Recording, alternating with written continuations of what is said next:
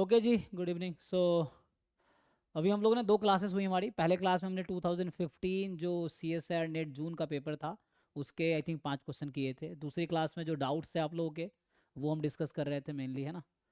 सो अभी बताओ क्या करना है, 2015 वाला पेपर डिस्कस करें या फिर डाउट्स डिस्कस करें आपके नेट के PYQ के, नेट या सेट के जो भी PYQs हैं।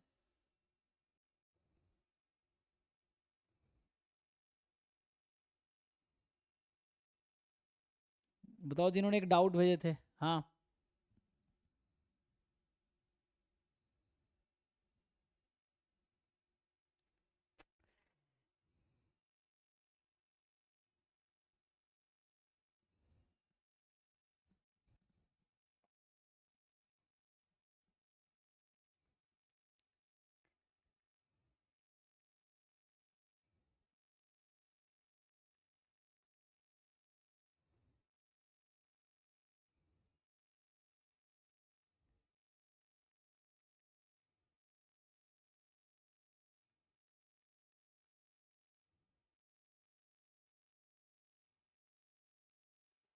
चलो देखो हम लोग 2015 वाला पेपर ही कंटिन्यू करते हैं।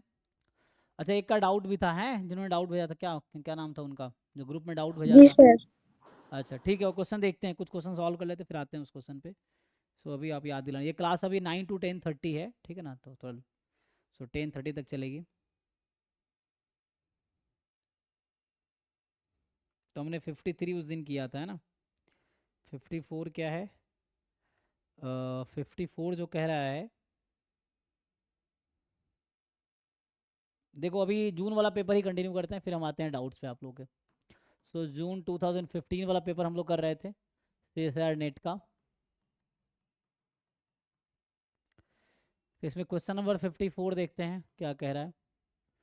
तो 54 इज सेइंग कि लेट x1 x2 x7, है ना, ये कह रहा है let x1 x2 up to x7 is a random sample. Random sample means IID random variables, ठीक है। So it is IID normal mu comma sigma square where mu and sigma square are both unknown, है ना, where mu and sigma square are unknown, यही है। कह रहा है consider the problem of testing. So consider H not जो कि है mu is equal to 2 against H1 जो कि है म्यू मोर देन 2। अब आपको बता रहा है आगे कि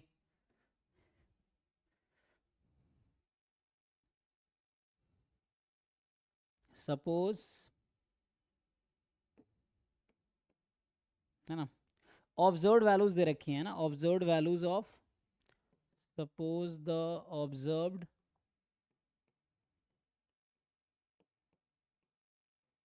values of x1 x2 x7 are, ये कुछ इस तरह से है 1.2 1 ये पेपर है ना, ग्रुप में होगा, उस दिन भेजा था किसी ने, देख लेना, है ना।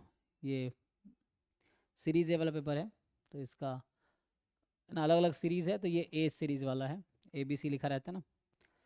तो 1.2 1.3 1.7 1.8 2.1 2.3 2.7। अब कह रहा है if we use the uniformly most powerful test, तो इफ वी यूज, है ना, UMP test, uniformly most powerful test,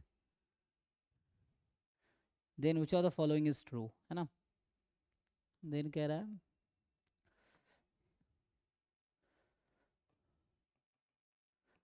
which of the following is true, ये आपसे पूछ रहा है। देखो तो जो पहला ऑप्शन है, ए करते लिख देता हूँ, H not is accepted both at 5% and 1% level of significance. H not is accepted both at 5% and 1% levels of significance, है ना। ये लेवल ऑफ सिग्निफिकेंस को ऐसे ऑप्शन छोड़ा, सो लेवल ऑफ सिग्निफिकेंस, ठीक। फिर ऐसे ही बी ऑप्शन कह रहा है H not is rejected both at this, तो बाकी तो कॉमन ही है, एच नॉट इज यहाँ एक्सेप्टेड की जगह रिजेक्टेड है, सेम स्टेटमेंट है, डैश मतलब ऊपर वाला स्टेटमेंट ही है। एंड सी कह रहा है H not is rejected at 5% but accepted at 1%, है ना। So H not is rejected at 5%, ठीक है। सो अभी लेवल ऑफ सिग्निफिकेंस को शॉर्ट में मैं LOS कर देता हूँ, है ना। So 5% level of significance and but accepted at 1% level of significance, ठीक है। एंड डी ऑप्शन है H not is rejected at 1%, H not is rejected at 1% level of significance but accepted at 5% level of significance। चलिए देखिए, तो थोड़े जिन लोगों को idea है ना, कि नॉर्मल डिस्ट्रीब्यूशन में जो क्रिटिकल रीजन क्या होता है, uniformly most powerful critical reason क्या है, तो उसको आप यूज़ करके पहले अपने लेवल पे ट्राई करके देखो, है ना। तो थोड़े बहुत तो आता होगा, कोशिश करके देखो, नहीं होगा तो मैं सॉल्व करूँगा अभी, है ना, तो समझ आएगा। और 2-4 मिनट का टाइम लो, अपना दिमाग थोड़ा चलाओ, उससे आपको समझ आएगा कि आपको आता है कि नहीं आता। नहीं आता तो क्या नहीं आता है ना। नहीं ट्राई करोगे तो ऐसा लगेगा कुछ नहीं आता है, ट्राई करोगे तो कुछ रियलाइज़ होगा कुछ तो आता है।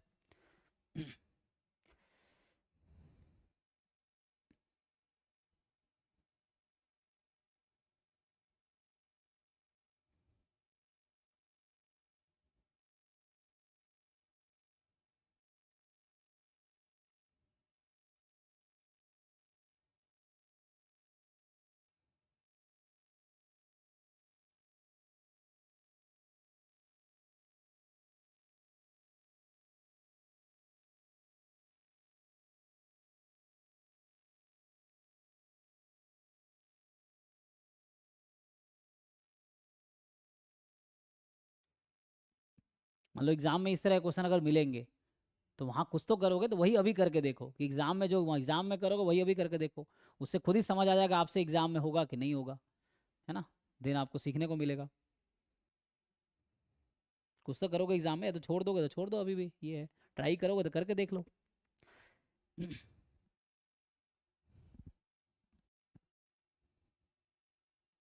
ना, जिन लोगों को टर्म्स नहीं पता उसको थोड़ा समझो, है ना। So what is the meaning of, है ना, level of significance, what is the meaning of UMP test, है ना, मेनली जाने की जरूरत है यूएमपी टेस्ट क्या है ना। डिस्ट्रीब्यूशन यहाँ नॉर्मल है, दोनों पैरामीटर अननोन है, लेवल ऑफ सिग्निफिकेंस का डेफिनेशन पता हो,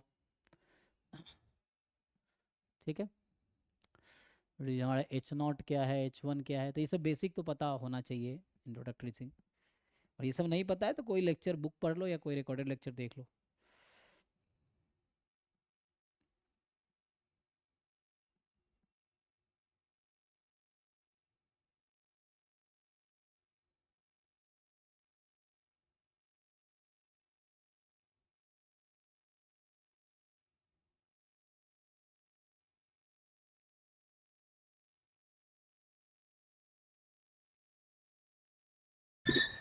सर टी की टेबुलेटेड वैल्यू इसमें दे रखी है क्वेश्चन में?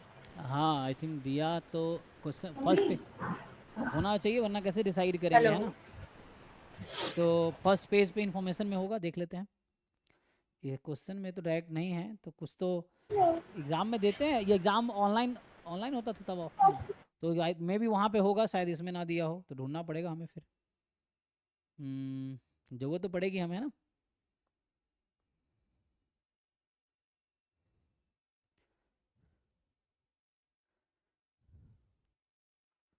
हाँ वो एग्ज़ाम में दिया होगा, यहाँ पे पता नहीं, है ना। यहाँ पे तो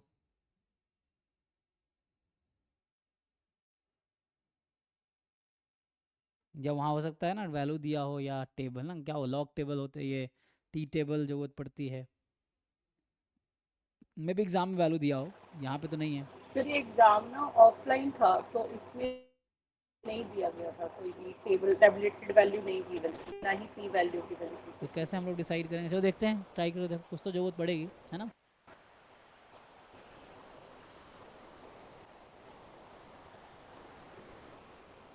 वरना क्रिटिकल रीजन दे हमें, है ना, ये चीज़ है।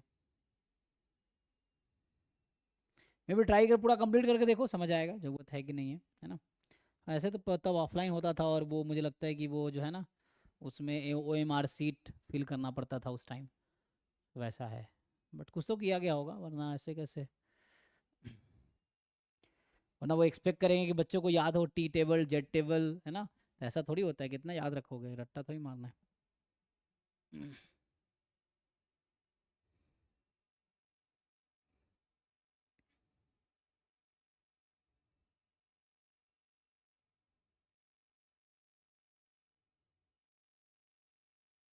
मतलब और नहीं दिया तो मैं दे एक्सपेक्ट ही, अब ना ऐसे याद रख टेबल, कोई रट्टा थोड़ी मारता है इतना, वो थोड़ी है।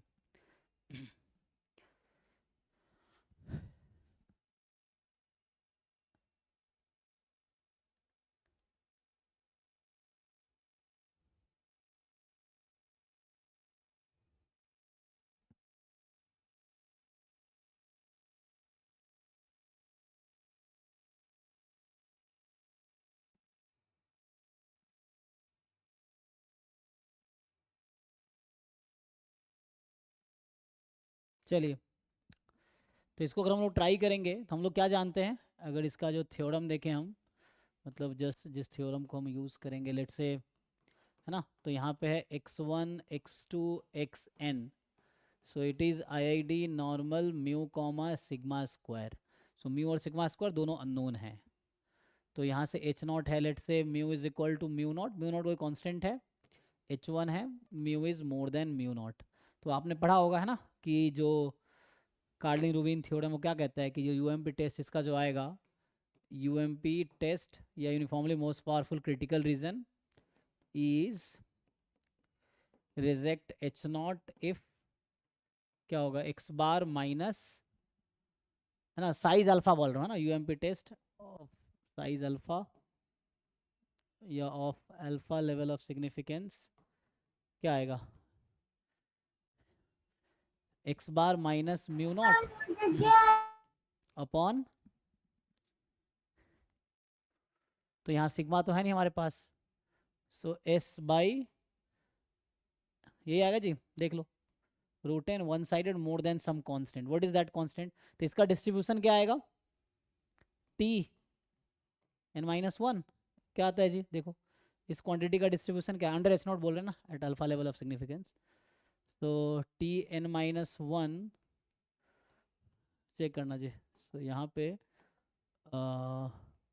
अगर मैं T N minus one alpha लिख रहा हूँ, मतलब मैं इधर अल्फा लूंगा, इधर वन माइनस अल्फा लूंगा, ठीक है, तो मोर देन दिस, ये मेरा नोटेशन है जो मैं बोल रहा हूँ, ये ठीक है, देखो एक बार थ्योरम सही लिखा मैंने, सो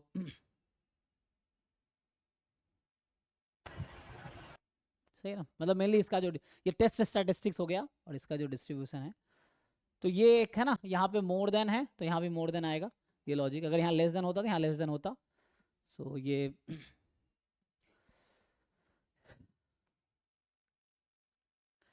है ना, तुम कैसेला वर्ग वाली बुक देख सकते हो या वीके की वाली बुक, उसमें लिखा होगा, आई थिंक ये थ्योरम जो है इसके अकॉर्डिंग आता है, उसमें जो आता है ना मोनोटोन लाइक्लीहुड रेशियो प्रॉपर्टी, उस वाले टॉपिक में आ जाएगा, तो आई थिंक ये इस तरह कोई थ्योरम है, कार्लिन रूबिन थ्योरम टाइप का, तो ये देखना, जैसे निमन पियर्सन लेमा होता है ना, सिंपल वर्सेस सिंपल के लिए क्रिटिकल रीजन बताता है यूएमपी, तो ये बताता है UMP test for this is this, या uniformly most for critical region, ये हो गया, तो ये थ्योरम है जो हम यूज़ करेंगे, ठीक है। तो हमारे क्वेश्चन में अब एस तो आप जानते हैं ना, वेयर हम लोग नोटेशन तो हमें पता है, where X bar is 1/n summation x I from 1 to n, and S square is 1/n-1 summation x I minus x bar का whole square, so I from 1 to n, ठीक है। So ये है sample mean and sample variance, sir sir जैसे हमारे पास normal distribution है, ये MLR property को मतलब सेटिस्फाई सेटिस्फाई करता है। करता है, तो इसमें हम डायरेक्ट जैसे कि क्रिटिकल रीजन ये नहीं ले सकते, एक्स बार ग्रेटर देन सम कांस्टेंट सी? बिल्कुल वही बात है, इसको आप क्रॉस मल्टीप्लाई करेंगे वही आएगा। लेकिन बाद में जब इसको आप वो कर रहे होंगे ना, साइज निकाल रहे होंगे, तब आप कैसे करेंगे? जैसे मान लीजिए आप ठीक है यहाँ से स्टार्ट कीजिए, तो उससे क्या आएगा? तब भी वही बात है। ये सर टी की वैल्यू की जरूरत तो हाँ, पड़ेगी। तो के की फिर हमें अल्फा साइज पे के निकालना पड़ेगा। तो अल्फा यस। साइज पे के निकालने के फिर आप म्यू घटाएंगे, सिग्मा से डिवाइड आप कर नहीं पाएंगे क्योंकि सिग्मा तो खुद अननोन है, तो एस से ही करना पड़ेगा। तो एट द एंड जाके यही बनेगा, ऐसा कुछ बनेगा। तो ये थ्योरम है, इसको हम यूज़ कर रहे हैं प्रूफ करने के लिए, आपको आगे थोड़ा ऐसा करना पड़ेगा। तो सर एस की वैल्यू निकाल लेंगे जो सैंपल ऑब्जर्वेशंस दे रखी है। हाँ, हमें डेटा दे रखा है, तो अब इस थ्योरम को अप्लाई कीजिए। तो जो लोग नहीं सॉल्व कर पाए अभी तक, ये हिंट है। और मुझे लगता है टी की जरूरत तो पड़ेगी, तो टी टेबल से देख लेते हैं, तो जरूरत तो पड़ेगी। इसमें जो टी की वैल्यू अप्रोक्सीमेटली आ रही है वो -0.5 के अराउंड आ रही है। अच्छा एक मिनट, तो हमें चाहिए यहाँ पे, सो हमारे क्वेश्चन में चाहिए, हमें चाहिए टी, हमारा एन, हमारे क्वेश्चन में जो एन है ना वो है 7, राइट? तो हमें चाहिए टी एन मतलब 6, और अल्फा जो भी है, मान लो 6। अगर अल्फा 1% है तो 0.01 एक ये चाहिए होगा, और अल्फा 5% है 0.05 चाहिए होगा। बताइए।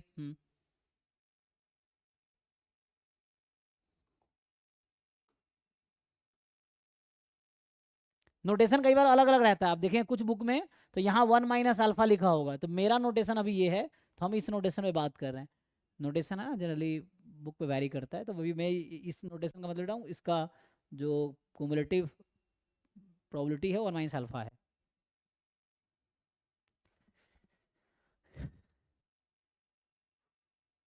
है ना, या इसको समझ सकते हैं कि इसका मतलब है कि 99th, है ना,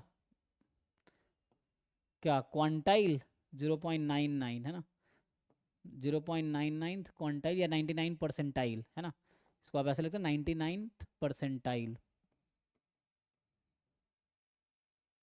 इन T6, ये है।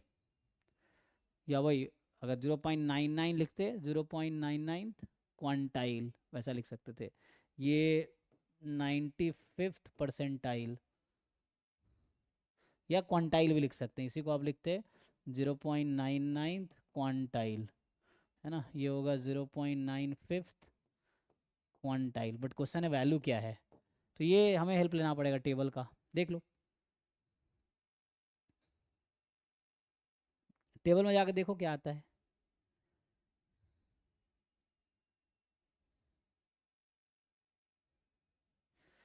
है ना, जैसे मान लीजिए कौन सा आगे होगा, जैसे अगर लिखूँ मैं इसी में आपको बताऊं कि हमें ये देखना है, तो इधर 1% रहेगा तो T6,0.01 इधर होगा, और इधर 5% है तो ये रहेगा T6,0.05, तो ये रहेगा ना, क्योंकि इधर 5% प्रोबेबिलिटी टोटल है इसका। तो वैसा, तो ये वैल्यू जो आएगी इसका आई थिंक है, तो 1% वाला आता है 3 पॉइंट समथिंग आएगा देखो, और ये 2 के आसपास आएगा, ये अप्रॉक्स 2 होगा, ये अप्रॉक्स 3 होगा। मैं एग्जैक्ट नहीं बता रहा हूँ, है ना, देख लो एक बारी। 1% पे है 3.143। 3.14 है ना, सो 143, और ये कितना आएगा?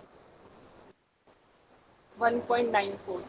1.94 है ना, सो 1.94, ठीक है। अभी हम लोग देखते हैं कि इसकी ज़रूरत है या ऐसे ही हो जाएगा, वो तो क्वेश्चन करने के बाद समझ आएगा। तो अभी हमने ये लिखा है, लेकिन देखते हैं इसकी क्या ज़रूरत है कि नहीं। तो इस क्वेश्चन पे आते हैं जी। सो नाउ अभी हमें इस क्वेश्चन में, ये हमारा क्वेश्चन है, अब इसको सॉल्व करने की कोशिश करते हैं। सो हमें क्या क्या चाहिए? सो देखिए जी, तो इस क्वेश्चन में जो है हमें चाहिए n, तो हमें 7 पता है। अभी मुझे क्या क्या ज़रूरत है, तो हमें ये जो टेस्ट स्टैटिस्टिक्स है ना, इसको मान लो मैं कैपिटल T बोल देता हूँ अभी के लिए। सो कैपिटल T जो है इसकी वैल्यू चाहिए होगा। सो कैपिटल T जो है x bar minus mu not upon s by root n, है ना। तो x बार की वैल्यू निकाल लीजिए आप लोग, तो इस डेटा पॉइंट जो दे रखा है, इस डेटा पॉइंट से x बार निकालिए और s निकाल लीजिए।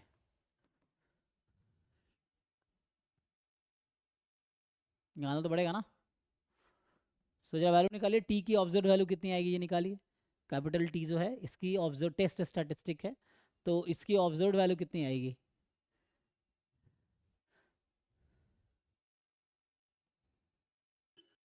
जीरो 0.6329 किसका, टी की या एक्स बार की?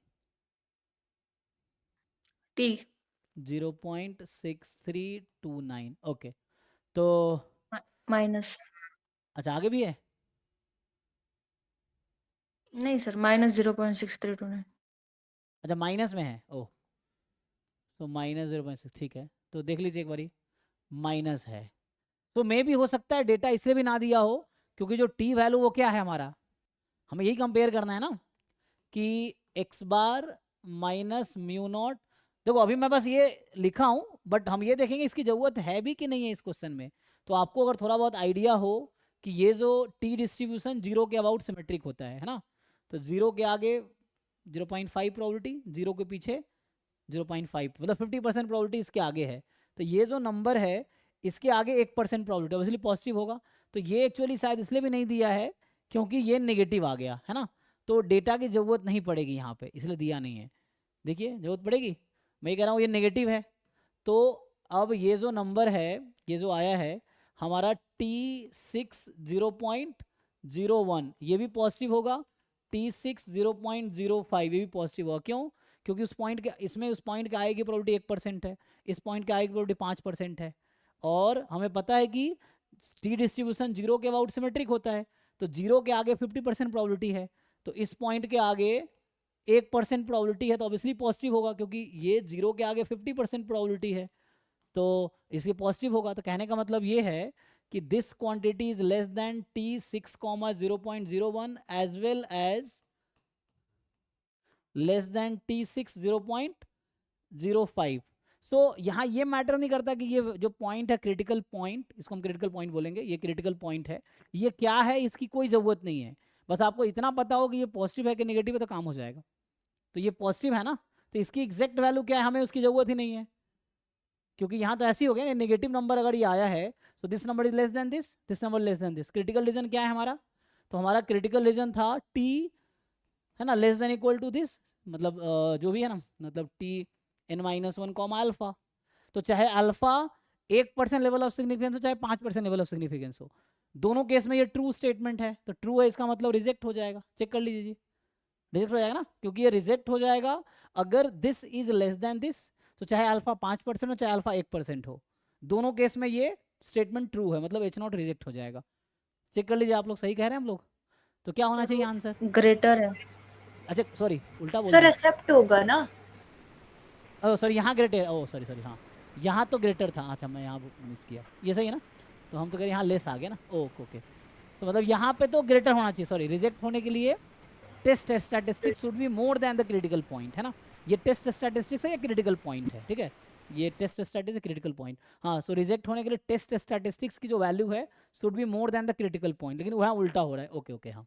तो यहाँ उल्टा हो रहा है कि यहाँ test statistic is less than the critical point, test statistic is less than critical point, तो इसका अपोजिट हो गया। तो रिजेक्ट तब होता जब टेस्ट मोर देन होता, लेकिन यहाँ पे तो अपोजिट हो गया, अपोजिट तो उल्टा हो जाएगा, तो रिजेक्ट करने के बजाय एक्सेप्ट हो जाएगा। ओके, सो एक्सेप्टेड नहीं, सो H0 is accepted both at this, यही होना चाहिए थे। चेक कर लो एक बार, कुछ कंफ्यूजन है तो बताओ, या कुछ मैंने मिस्टेक किया है तो बताओ। ठीक है, तो इस तरह, तो इसका मतलब जो हमें वैल्यू नहीं दिया है टी का तो जरूरत भी नहीं है, बस इतना जानना सफिशिएंट है कि जो क्रिटिकल पॉइंट है वो पॉजिटिव होगा, चाहे लेवल ऑफ सिग्निफिकेंस 5% हो, 10% हो, 50% तक लेवल ऑफ सिग्निफिकेंस अगर 50% तक कर दिया जाए तब भी क्रिटिकल पॉइंट पॉजिटिव ही होगा। अगर लेवल ऑफ सिग्निफिकेंस 50% से ज़्यादा हुआ तो क्रिटिकल पॉइंट नेगेटिव हो जाएगा, है ना, वो आप समझ पा रहे होंगे ग्राफ से। तो अगर इवन 20% लिख देता यहाँ पे, 25% लिख देता, 10% लिख देता, तब भी ये ऑप्शन ट्रू होता, है ना। 1% 5% बजाय 10%, 20%, 25, 50% तक कुछ भी लिख देता तब भी आंसर करेक्ट होता है, ये बिना डेटा पॉइंट के, मतलब बिना क्रिटिकल पॉइंट के एग्जैक्ट वैल्यू जाने। ठीक है, तो मैंने ये था कि हमें डेटा चाहिए, लेकिन डेटा चाहिए ही नहीं क्योंकि ये नेगेटिव आ गया ना। तो आप इसकी जो ऑब्जर्वेबल समझ आ गया सबको कि हमें इसकी एग्जैक्ट जरूरत नहीं है। If you don't know this there is no problem, है ना, ये एग्जैक्ट नहीं पता है तभी कोई दिक्कत नहीं है क्योंकि ये वैल्यू नेगेटिव हो जाएगी, critical point grade one positive है, so that's why we fail to reject, है ना, मतलब वी एक्सेप्ट H0, ठीक है।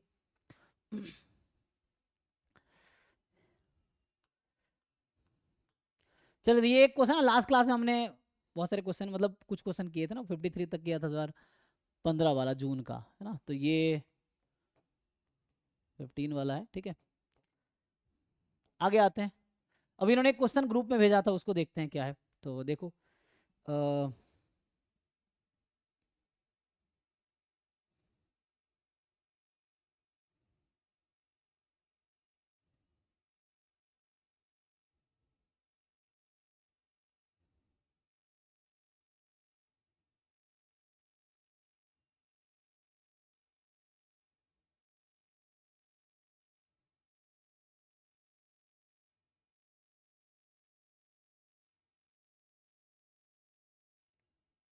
पढ़िए तो समझ आ रहा है।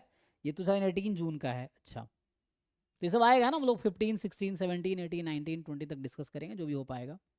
तो इसका देखिए, तो ये जो 28 क्वेश्चन उन्होंने भेजा हुआ है, ये जून 2018 का है, 2018 वाले पेपर का है। ग्रुप में ये क्वेश्चन है, ये कह रहा है x1 x2 xn normal mu sigma square है ना। So x1 x2 xn is random sample, मतलब IID random variable from mu comma sigma square, ठीक है।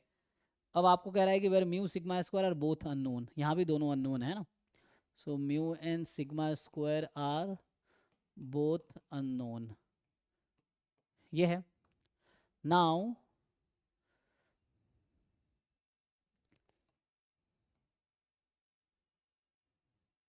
consider a confidence interval for sigma square which is of the form, कह रहा है कि consider, है ना, confidence interval for sigma square, है ना, which is of the form, वो दे रखा है आपको। उन्होंने कुछ ऐसा नाम दे दिया IA, B टाइप का, I फॉर इंटरवल। तो ये आपको कुछ दे रखा है। So summation xi minus x bar whole square I from 1 to n upon A upon B comma summation xi, है ना, मतलब कैपिटल में लिखना है, कैपिटल में भी लिख सकते हो। तो x bar whole square upon A,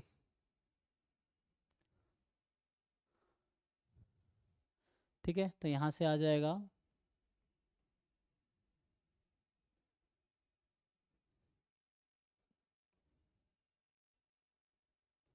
ठीक।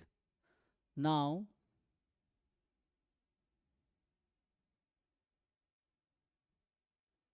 जहाँ पे कह रहा है कि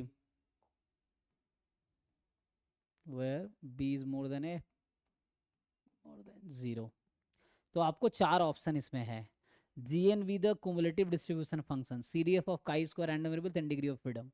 तो ये मान लो ऐसा है कुछ GN और सम यहाँ पे कोई कांस्टेंट ले लो, लेट्स से K, है ना। सो या GN X ले लो। So it is like probability chi square N distribution less than equal to X, ठीक है, इस तरह से। So GN X represent CDF of chi square N which are the following statement are true. अब आपको इसके बेस पे कुछ स्टेटमेंट है, उसको देखना है। ये MSQ है। अच्छा, ये पार्ट C वाला है, ठीक है। तो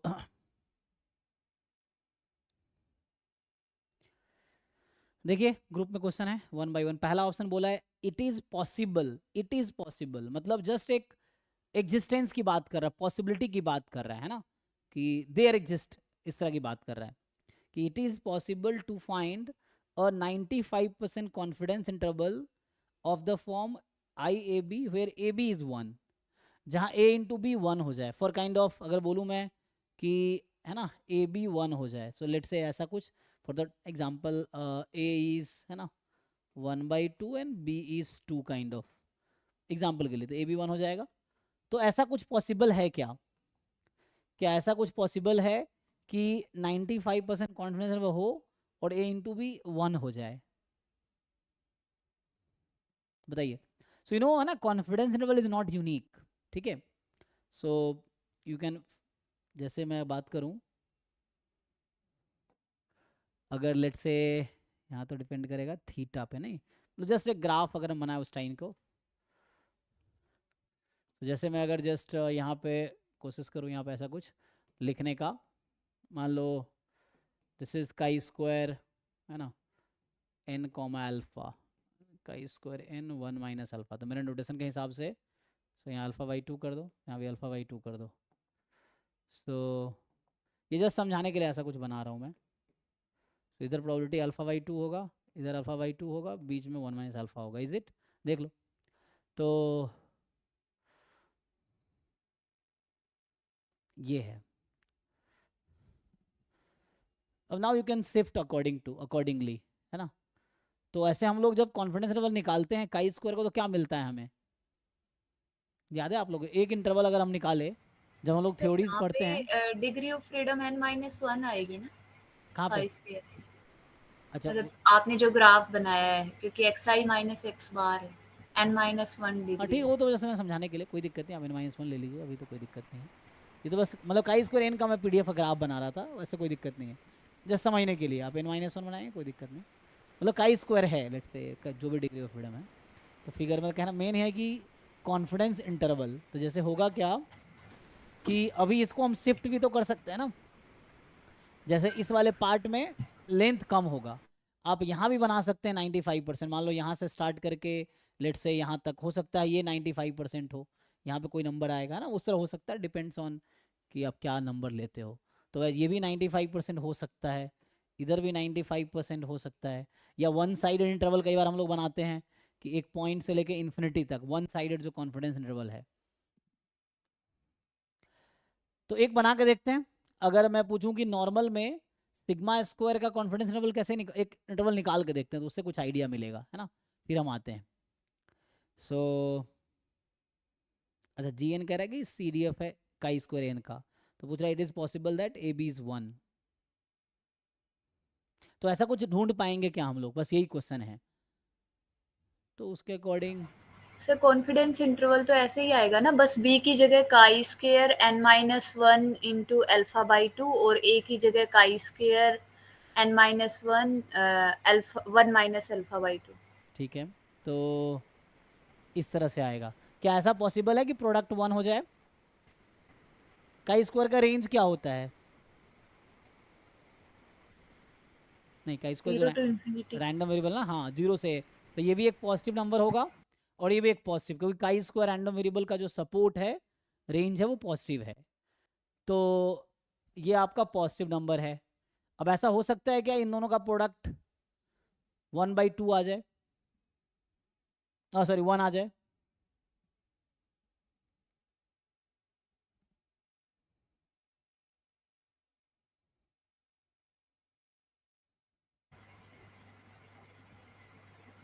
सोचिए कि is it possible a into B is 1, ऐसा कोई अल्फा होगा जिसके लिए ऐसा हो जाए?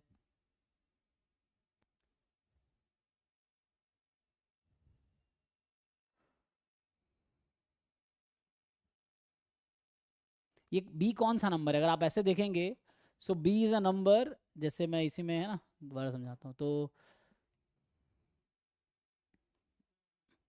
सो b एक ऐसा नंबर, जैसे ये लिख रहा था ना काई स्क्वायर n-1, है ना, अल्फा बाई 2 लिया जैसे इन्होंने, मतलब डिराइव आप कर सकते हो, you know how to find confidence level of parameters of normal distribution. तो यहाँ पे अगर मैं अल्फा बाई 2 लिखता हूँ, तो इधर अल्फा बाई 2 प्रोबेबिलिटी है, इधर 1 माइनस अल्फा बाई 2 प्रोबेबिलिटी, ये एक नंबर होगा, कोई नंबर होगा यहाँ पे सिमिलरली। सो ये b है, जैसे वैसे ही अगर आप मैं दूसरा ग्राफ बना देता हूँ, सो इसमें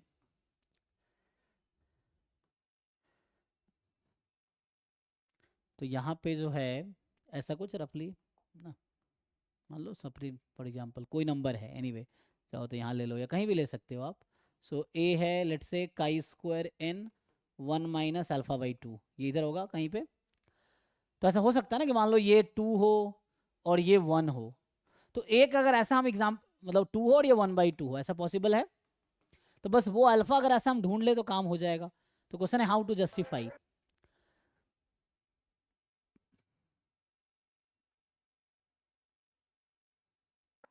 तो कहीं ना कहीं ऐसा सर नहीं हो सकता ना, नहीं क्योंकि होगा। सर ए और बी दोनों की वैल्यू 0 पॉइंट समथिंग ही होगी ना।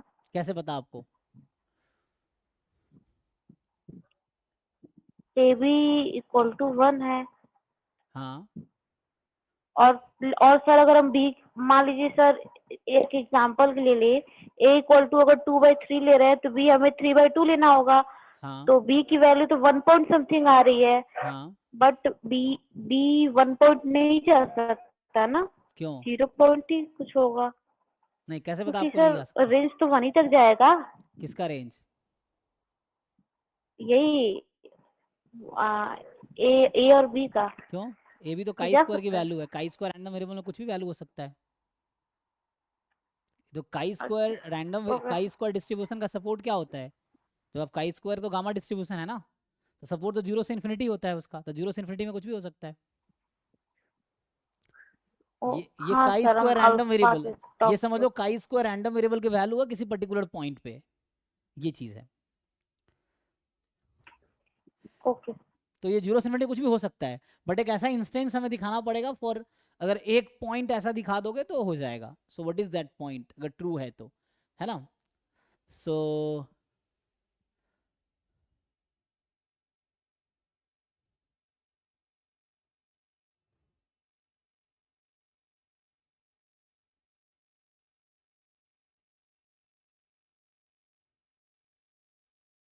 वो तो उसके अकॉर्डिंग शिफ्ट हो जाएगा ना। जैसे मान लो, जैसे हमने कहा कि मैं एग्जांपल ले रहा हूँ, जस्ट 1/2 से 2, या 1/3 से 3, है ना, इस तरह से कुछ 1/4 to 4, या 1/5 to 5, इस तरह से कोई एक रियल नंबर मिल जाए। It's not like just integer हो, कि कोई भी रियल नंबर ऐसा मिल जाए तो काम हो जाएगा।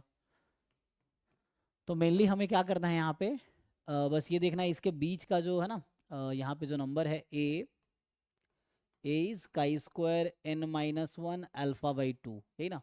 सो ये है, बस ये सोचना है क्या ऐसा हो सकता है कि a इंटू बी की जो वैल्यू है वो 1 हो जाए। कुछ डेटा निकाल के देखो जरा टेबल से, काई स्क्वायर टेबल जरा देखो आप लोग, और देखो ऐसा है कि जैसे अल्फा में, फॉर एग्जांपल मान लो अल्फा को जैसे मैंने ले लिया अभी, उन्होंने 95% बोला हुआ है ना। अच्छा, उन्होंने फिक्स कर रखा है, अल्फा तो फिक्स हमारे लिए। इस क्वेश्चन में अल्फा तो दे रखा है ना, जो पहला ऑप्शन है उसमें बोल रखा है 95% कॉन्फिडेंस इंटरवल। इसका मतलब है कि 1 माइनस अल्फा इज 95%, तो अल्फा इज 5%, मतलब 0.05, तो अल्फा/2 हो जाएगा 0.025, है ना। तो ये तो हमने एक इंटरवल निकाला। इट्स नॉट लाइक ये जो इंटरवल बता रही है ए बी की value, this is the one interval, but there are many intervals, infinitely many. ये एक इंटरवल उन्होंने बताया इसकी वैल्यू के लिए, और भी बहुत सारी वैल्यूज हो सकती है जो हम लोग डिराइव करते हैं। हम जस्ट एक इंटरवल डिराइव करते हैं, बट इट्स नॉट लाइक कि वही एक कॉन्फिडेंस इंटरवल है। लेकिन उन्होंने बता रखा है कि इस काइंड का है ना, ये बता रखा है। बट ऐसा पॉसिबल है कि बहुत सारे आपको इन्फिनाइटली मेनी कॉन्फिडेंस में मिलेगा, डिफरेंट काइंड ऑफ। क्योंकि आपको पता है ना, जैसे हम बोलते हैं कि ये T1, T2 कॉन्फिडेंस इंटरवल है। मान लो this is 95% confidence interval for any, मान लो फॉर एग्जांपल यहाँ सिग्मा स्क्वायर है, तो इसका मतलब ये हुआ कि probability sigma square is more than equal to T1 less than equal to T2, this is 95%, जो डेफिनेशन है ना कॉन्फिडेंस इंटरवल का। सो ये डेफिनेशन है, यही है। और T1 T2 are not unique, ये T1 T2 यूनिक नहीं है, बहुत सारे हो सकता है। जैसे मैं बता रहा हूँ यहाँ पे आप वेरी करा सकते हो इसको अकॉर्डिंगली। जैसे अभी के लिए हमें पर्टिकुलरली एक इंटरवल की बात कर रहे हैं, तो उस केस में मेरा अल्फा है 0.05। तो मैं आपसे पूछूं कि बताइए काई स्क्वायर, एन हमें नहीं दे रखा है इसने ना, एन तो हमें एन के टर्म में ही है, ठीक है। सो कोई दिक्कत नहीं है। लेकिन यहाँ पे तो n-1 लिख रहे हैं, वहाँ पे तो n है ना। Chi square with n degree of freedom है, और यहाँ ये तो n-1 है। यहाँ पे हम बात कर रहे हैं ये n के लिए था। सो बेटर है कि मैं इसको अलग अलग लिखूँ, है ना, n कॉमा, थोड़ा सा क्वेश्चन में ना वो है n-, ये b नहीं है अभी, है ना, हटाओ, क्योंकि ये हम n-1 के लिए लिख रहे थे ना, बट ए बी तो काई स्क्वायर n के लिए है।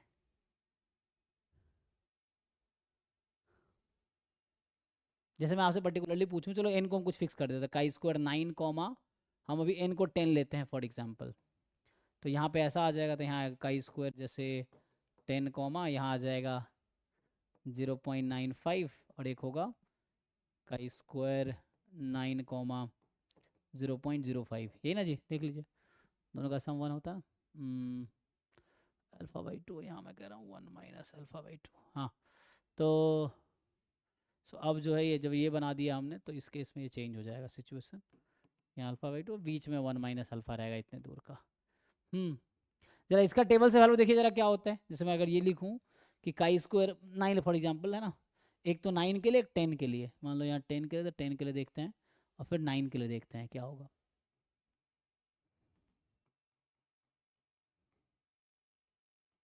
ये वैल्यू कितनी आएगी, है ना। वी कैन शिफ्ट अकॉर्डिंगली, हम ऐसा शिफ्ट कर सकते हैं कि वैसा मुझे नंबर मिल जाए जहाँ बीच की प्रोबेबिलिटी 95% हो जाए। बस ये देखना है कि we can think of some number. या डेफिनेशन लगा लें, डेफिनेशन भी लगा सकते हैं।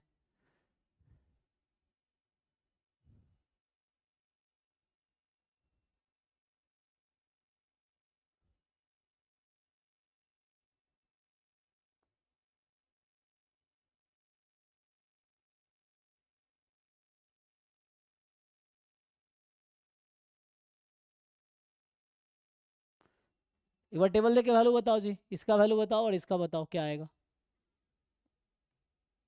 काई स्क्वायर में।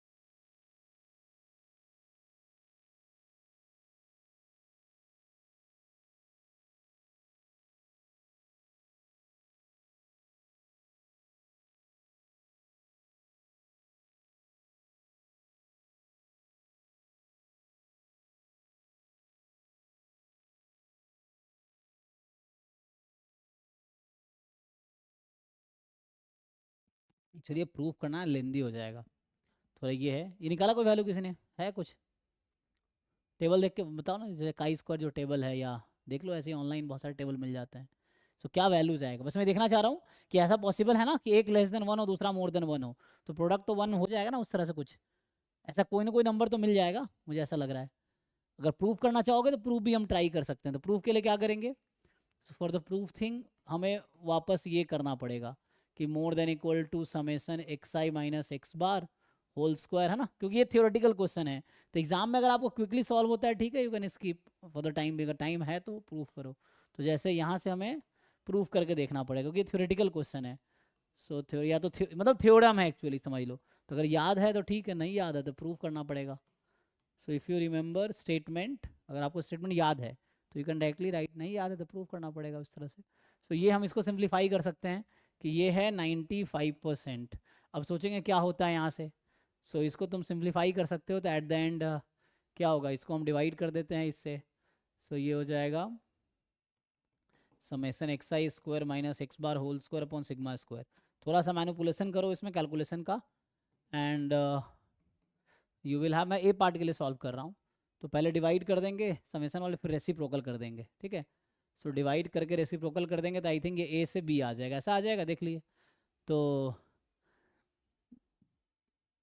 ठीक है। तो ये आ जाएगा, और इसका डिस्ट्रीब्यूशन क्या होता है जी, chi square N minus 1 more than equal to A less than equal to B.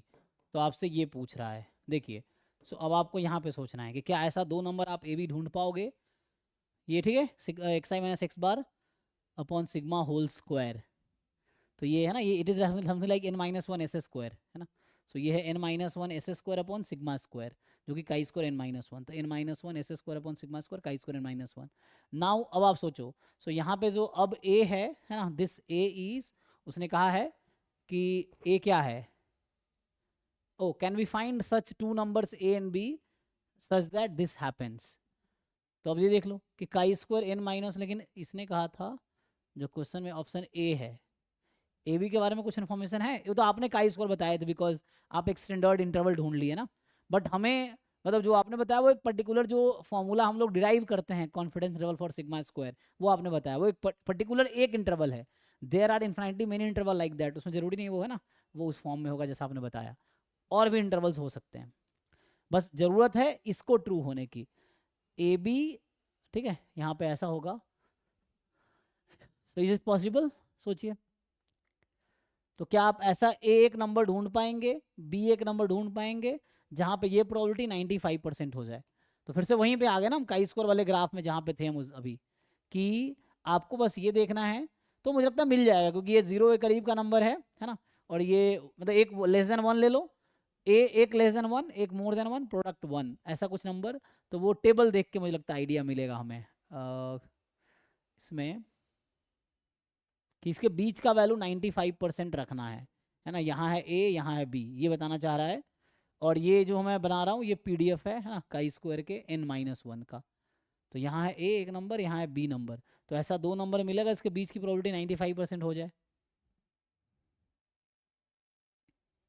कुछ ना कुछ तो हो जाएगा, जैसे है ना उसको अगर शिफ्ट करना है, सो ए कोई भी नंबर है ना, लाइक 0 से 1 में ले लो आप, और बी 1 से इन्फिनिटी में, ऐसा कोई नंबर मिल जाएगा जहाँ पे ए बी 1 हो जाए, है ना, ए 2 और 1/2 में एग्जाम्पल के तौर पे यूज़ करा, हो सकता है ए 0.1, तो उस केस में बी हो जाएगा 10, इस तरह से, जहाँ बीच की प्रोबेबिलिटी मतलब ये एक रिजल्ट है, मैं ये बता रहा हूँ, लेकिन रिजल्ट को प्रूव करना पड़ेगा हमें, एन को फिक्स करके कुछ, है ना, एन कुछ फिक्स कर लो अभी के लिए चाहो तो, 10 जैसे रखा था हमने, अब उसके अकॉर्डिंग देखो कि ऐसा क्या वैल्यू है जिसके बीच का 95% आ जाएगा, बट ऐसा लग तो रहा है कि आ जाएगा, ठीक है ना, कि कुछ तो वैल्यूज तो होंगे, क्योंकि यहाँ पे 95 है, तो ये 0 एक क्लोज होगा और ये लार्जर होगा, है ना, फॉर एग्जांपल मैं बोलूँ कि यहाँ 0.01 है फॉर एग्जांपल, तो ये 100 हो जाएगा, इस तरह का कुछ ना कुछ मिल जाएगा, तो यहाँ बस ये देखना है कि उसके बीच की प्रोबेबिलिटी 95% है, सो बीच की प्रोबेबिलिटी 95%, तो उसके अकॉर्डिंग एडजस्ट किया जा सकता है, मैं ये कहना चाह रहा हूँ ना, so we can adjust, otherwise इसका प्रूफ लिखना पड़ेगा जो कि लेंदी होगा, ठीक है। सो अभी देखते हैं आगे, तो ऐसा लग रहा है सेकेंड वाला पार्ट ट्राई करते हैं क्या है, मतलब ये थ्योरेटिकल क्वेश्चन है, तो अगर आप सॉल्व कर पा रहे हो ठीक है, नहीं तो एग्जाम में आपको स्किप ही करना पड़ेगा, क्योंकि ये थ्योरम्स अगर याद है तो मुझे ऐसा लग रहा है फर्स्ट एक क्या बोलते हैं थ्योरम टाइम का होगा, कि काइंड ऑफ थ्योरम होगा कि जहाँ देयर एग्जिस्ट से बुक में रहते हैं ना, एक साइज में क्वेश्चंस वैसा होता है कि देयर एग्जिस्ट, जो थ्योरेटिकल बुक्स हैं काफ़ी जो है ना, जैसे बिलिंग्सली है इन लोगों का, केल चुंग वाली जो बुक्स हैं, देयर आर है ना मेनी जो हाई लेवल बुक्स हैं, तो उसमें आपको इस तरह के रिजल्ट मिलेंगे, तो वो कोई रिजल्ट होगा जिन्होंने क्या करते हैं उसी को क्वेश्चन बना देते हैं वो लोग, कहीं पे जो क्वेश्चन मिलता है एक साइज में उसको बना दिया ऑप्शंस, आपको याद है ठीक है, नहीं है तो देखना पड़ेगा। बी में क्या है कि आपको बोल रहा है कि gn-a जो है इसमें फिक्स कर दिया इन्होंने कि g ऑफ n-1, मतलब ये थ्योरेटिकल है actually, a this is 0.025 and gn-1b, मैं सिंप्लीफाई कर दे रहा हूँ उस लाइन को जो लिखा हुआ है, तो 1 माइनस है ना, तो 0 पॉइंट कितना आएगा 975, देख लीजिए 1 माइनस करेंगे तो ऐसा कुछ है, इसका मतलब फिर से वही, और ये जी किसको रिप्रेजेंट कर रहा है CDF को, तो मतलब फिर से मैं ग्राफिकली बताऊं तो ये कहना चाह रहा है कि एक ऐसा नंबर है जिस पे CDF है 0.05, ये प्रोबेबिलिटी है 0.025, और बी एक ऐसा नंबर है जिसके CDF है 0.975, तो 9 से देख हट गया ना, तो ये 5%, ये कितना हो जाएगा तो इसके आगे की प्रोबेबिलिटी यही होगी 0.025, ये हो जाएगी, एंड यहाँ आ जाएगा 90, 2.5% होगा ना, तो 95%, तो ये बीच का है 95%, 95 सबका सम 1 हो जाएगा, देख लीजिए प्रोबेबिलिटी, तो वैसा है, तो ए बी एक ऐसा नंबर है ये कहना चाह रहा है जिसके बीच की प्रोबेबिलिटी 95% है, ओके, तो then it is the shortest 95% confidence interval, तो क्या ये शॉर्टेस्ट होगा, बताइए जी, इज इट शॉर्टेस्ट?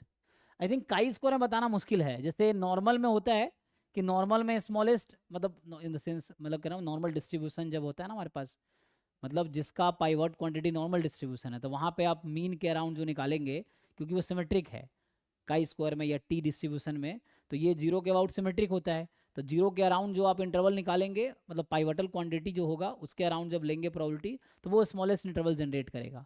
लेकिन यहाँ पे सिग्मा स्क्वायर का मतलब म्यू का जब आप कॉन्फिडेंस इंटरवल निकालते हैं, नॉर्मल म्यू सिग्मा स्क्वायर में, तो उस केस में स्मॉलेस्ट कॉन्फिडेंस इंटरवल मिलता है। लेकिन यहाँ पे जो है क्या हम बोल सकते हैं ये स्मॉलेस्ट होगा? तो यहाँ पे ए क्या बोलना चाह रहा है, इसको अगर ध्यान से देखोगे, so they want to say it is chi square N minus one, जो मेरा नोटेशन है उसके अकॉर्डिंग होगा, जो नोटेशन मैं यूज करता हूँ 0.975, and B is chi square N minus one, इसके आए की प्रोबेबिलिटी कितनी है 0.025 ना। ये नोटेशन यूज करता हूँ मैं, जैसे इसको यूज करेंगे chi square N minus one 0.025। So ये नोटेशन है। सो मतलब ये दो नंबर है। अब ये कहना चाह रहा है कि इसके करस्पॉन्डिंग जो इंटरवल वो स्मॉलेस्ट होगा, this is not in general, जो हम लोग निकालते हैं वो एक इंटरवल है। And in case of sigma square का जो कॉन्फिडेंस इंटरवल है, उसमें हम ये गारंटी नहीं दे सकते कि वो स्मॉलेस्ट कॉन्फिडेंस इंटरवल है, ऐसा ज़रूरी नहीं है। देख लीजिए आप लोग, अगर म्यू का इंटरवल जब निकालते हैं ना, जैसे एग्जाम्पल के लिए म्यू का जो आप लोग जानते हो, x bar minus sigma by root n z alpha by two, x bar plus sigma by root n z alpha by two, तो ये स्मॉलेस्ट कॉन्फिडेंस इंटरवल होता है म्यू के लिए। उसकी वजह ये है क्योंकि एक तो जो नॉर्मल डिस्ट्रीब्यूशन वो सिमेट्रिक होता है म्यू के अराउंड, तो ये म्यू एक्स बार के अराउंड इंटरवल लिखा गया है। तो वो एक्चुअली नॉर्मल में क्या होता है कि जो एक्स बार के अराउंड होगा, क्योंकि ये म्यू है, तो इसके अराउंड इंटरवल हाईएस्ट लेंथ का होगा। यहाँ जरूरी नहीं, तो मैंने अभी दिखाने के लिए आपको लिखा है, हो सकता है कि ये ऐसा हो, जैसे अभी आपको ऐसा यहाँ लग भी रहा होगा कि सही तो है, लेकिन ऐसा भी तो हो सकता है कि ये नंबर एक यहाँ हो एक यहाँ हो, है ना, कि जैसे यहाँ पे ए हो और यहाँ बी हो, बीच का प्रोबेबिलिटी 95% हो, यहाँ पे 0.025 हो, यहाँ पे 0.025, ऐसा भी हो सकता है। नॉट नेसेसरी कि ऐसा ही होगा, तो आपको लग रहा होगा है ना स्मॉलेस्ट लेंथ का, उधर भी हो सकता है वैसा। एंड द डिफरेंट एन के रख के देखना पड़ेगा, मे बी इससे स्मॉलेस्ट इंटरवल निकाला जा सकता है शायद। देख लो एक बारी।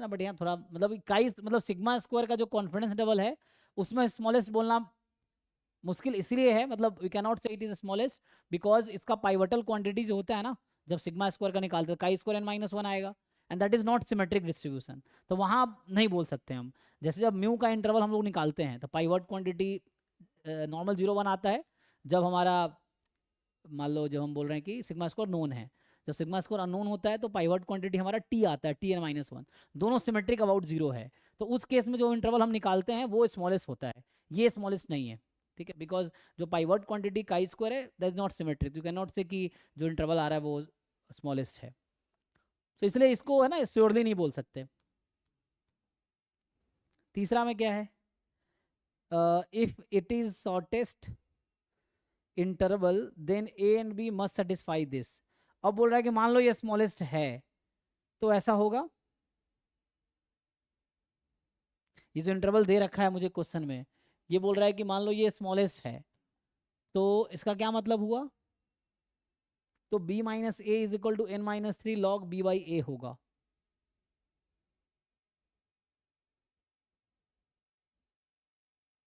तो हाउ टू प्रूफ, ये ट्रांसफॉर्मेशन से करना पड़ेगा ना, मतलब पाइवट क्वांटिटी,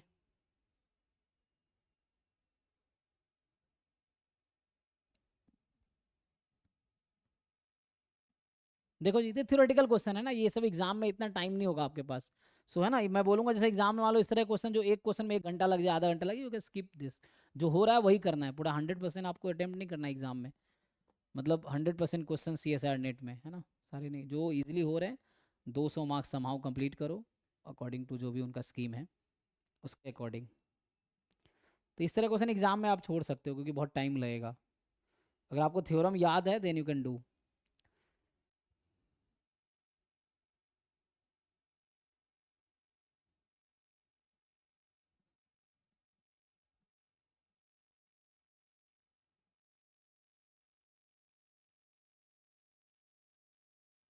तो ये सब थ्योरम्स हैं एक्चुअली, मैं भी कर रहा हूँ, हम लोग प्रूफ इसका लिखने की कोशिश कर रहा हूँ, मतलब मैं भी हर पार्ट का प्रूफ ही लिखने की कोशिश कर रहा हूँ। ये भी एक थ्योरम ही है, तो ये सब डिफरेंट थ्योरम है। आप सोचो कहाँ मिलेगा, तो आपको कोई बुक देखना पड़ेगा जहाँ पे एक्चुअली जिन्होंने पेपर बनाए हैं उन्होंने कैसे बनाया। तो जैसे बुक में आप देखते होंगे पीछे एक साइज में बहुत सारे थ्योरेटिकल क्वेश्चन होते हैं, तो उसी में से ये लोग क्या करते हैं, उसी सब्जेक्टिव क्वेश्चन को ऑब्जेक्टिव में फ्रेम कर देते हैं और एग्जाम में दे देते हैं। ठीक है, तो उस तरह से या तो आपको इस रिजल्ट याद हो या फिर प्रूफ करना डिफिकल्ट होगा एग्जाम में। एनीवे इसको ट्राई कर सकते हैं। तो ये मुझे लग रहा है शायद रिजल्ट है कि बोल रहा है हमें प्रूव करना क्या भाई, शॉर्टेस्ट मान लो शॉर्टेस्ट है, तो A B must satisfy this condition. तो ये बोलना चाह रहा है कि बी माइनस ए होना चाहिए n-3 log b बाई ए। बताओ कोई प्रूफ कर पाएगा इसको, क्योंकि प्रूफ ही तो करना है। पता नहीं, प्रूफ तो मुझे देखना पड़ेगा। देखो तुम लोग बताओ, किसी को आइडिया है तो हाउ टू प्रूफ।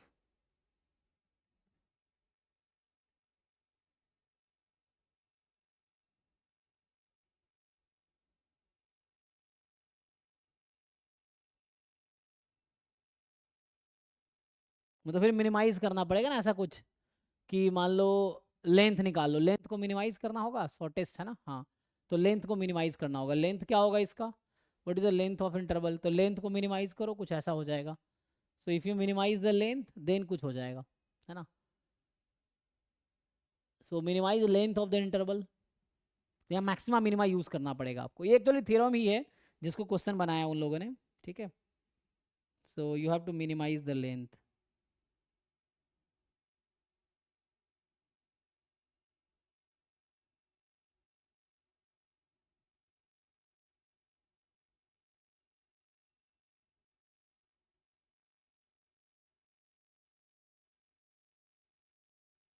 तो उससे आ जाएगा, इसका लेंथ निकालो।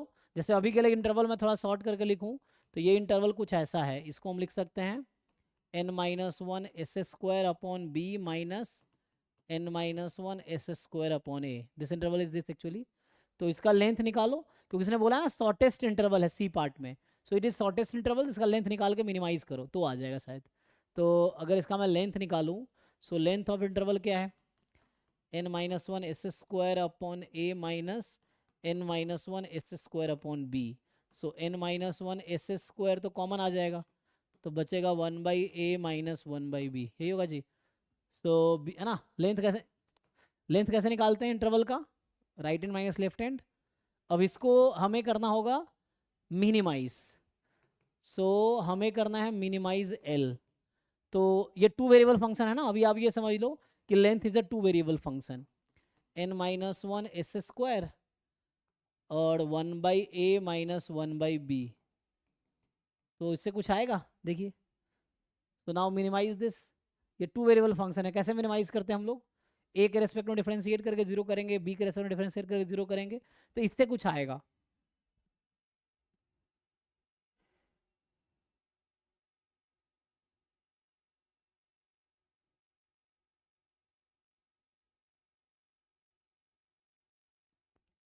है ना, लेकिन यहाँ पे कंडीशन भी तो है। कंडीशन क्या है ए बी पे, एक कंडीशन ये है ए बी पे जो उन्होंने दे रखा था क्वेश्चन में। ए बी क्या है,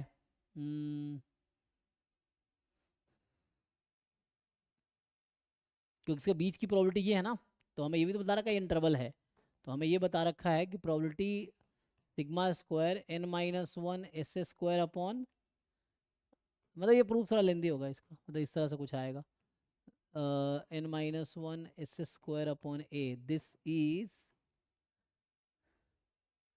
कितना 95%। नहीं ये तो शुरू में था, शुरू में ये किस लेवल का है इंटरवल है,